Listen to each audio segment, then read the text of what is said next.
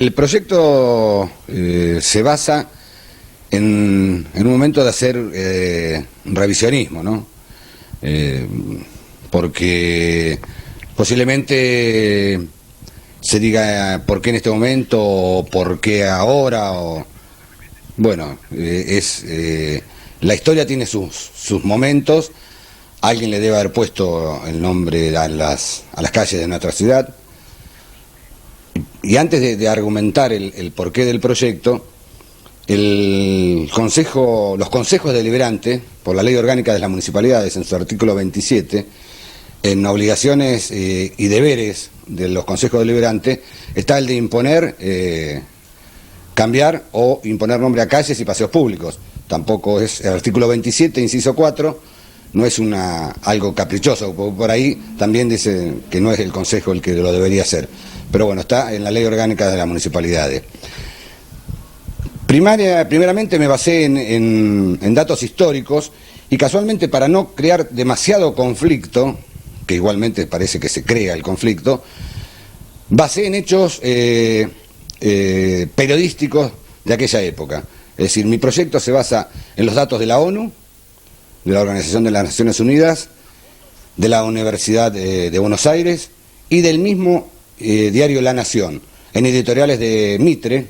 su director. Es decir que,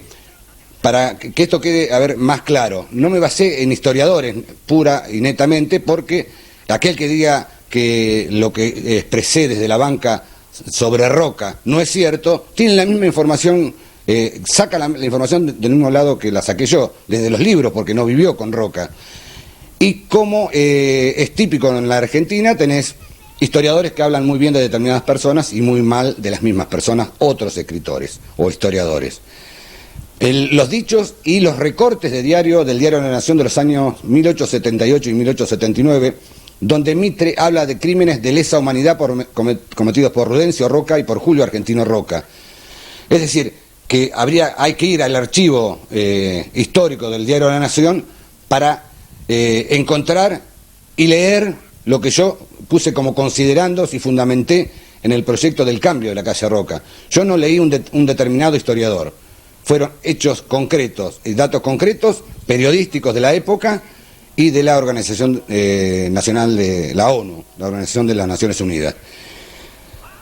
El tema es, ¿por qué ahora? Y porque en algún momento y de alguna manera tratar a través de los tantísimos años y el tiempo transcurrido, reconocer a aquellos que fueron, comenzando por la llegada de Colón a América, aquellos que, si tenemos en cuenta que Colón traía como componentes de sus naves a reos prisioneros sacados de la cárcel, que lo primero que hacían cuando llegaron acá fue comenzar a matar aborígenes.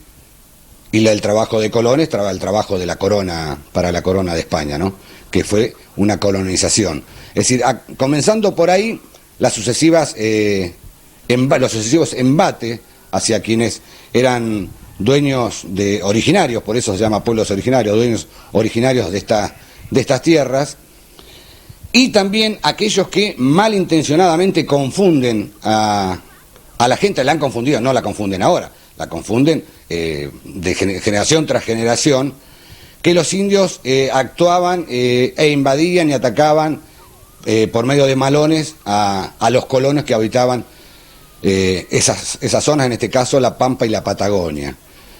Pero también hay que decir que había bandas armadas, como la de los hermanos Pincheira, que eran blancos renegados, y de indios venidos de Chile, mapuches venidos de Chile, que sí se dedicaban al pillaje, al robo, al saqueo y a la matanza de colonos. Pero no es el indio, el aborigen de nuestras tierras en sí, que por supuesto en determinado momento ha reaccionado ante este embate despiadado y sin ningún tipo de igualdad de fuerzas tampoco, ni de la forma artera que se atacaba cuando los aborígenes adultos nos encontraban en sus tolderías. Por eso te decía, es comenzar o proseguir de alguna manera, poner un granito de arena en reconocimiento a los aborígenes y a su vez, de la muerte de miles de aborígenes, a la expropiación de sus tierras, que, dicho por la ONU, eran primariamente prometidas a los colonos que estaban ahí o a aquellos que fueran a poblar esa zona, cosa que no fue así. Fue repartida a grupos ingleses, fue repartida a ganaderos de la provincia de Buenos Aires, en algunos casos, y contrario a la ley, en valores irrisorios, en otros fue cedida directamente esas tierras, y empujados hacia la nada, a los pocos aborígenes que son parte de nuestra cultura. Acá hay algo que también se desconoce, que los aborígenes, y no los indios o la chusma, como se la llamaban en ese tiempo, y que todavía hay gente que sostiene que era una chusma, eran turbas, son parte de nuestra cultura, son nuestros ancestros. Yo no puedo imaginarme que en otros países a los mayas y a los aztecas se los trate de la misma manera vil y despreciablemente como se los ha tratado y se los sigue tratando ahora, porque una de las cosas que más molesta, o que molesta al igual en una misma medida de que la calle Julio Arroca no se llame más Julio Arroca, es que sea pueblos originarios. Si tal vez mi propuesta hubiese sido con un nombre determinado, que no tuviera que ver tampoco con aborígenes, tal vez toda esta movida no hubiese sido de esta manera. Molesta por Julio Arroca y porque es pueblo originario.